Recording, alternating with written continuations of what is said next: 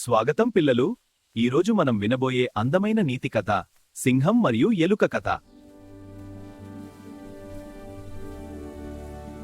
ఒక అందమైన అడవిలో ఒక బలమైన సింహం చెట్టు కింద ప్రశాంతంగా నిద్రపోతూ ఉంది.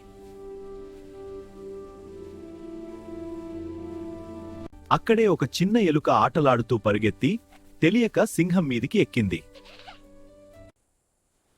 అయ్యో, ఎవరు నా నిద్ర భంగం చేశారు?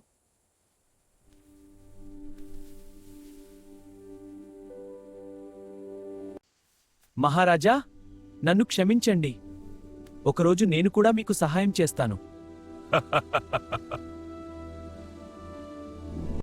సింహం దయతో ఎలుకను వదిలేసింది.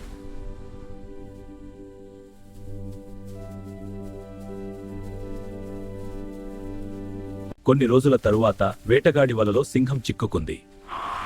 ఎవరు నన్ను రక్షిస్తారు? సింహం గర్జన విని ఎలుక వెంటనే అక్కడికి వచ్చింది. భయపడకండి మహారాజా, నేను ఉన్నాను.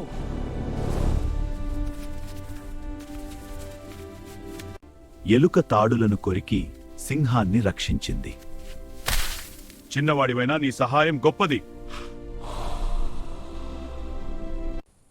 ఈ కథ మనకు చెప్పే నీతి, చిన్నవాడినైనా సహాయం చేయగలడు.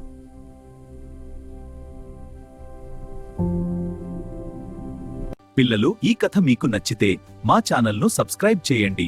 మరిన్ని మంచి మంచి నీతి కథల కోసం బెల్ నొక్కడం మర్చిపోవద్దు. మళ్ళీ ఇంకో అందమైన కథలో కలుద్దాం.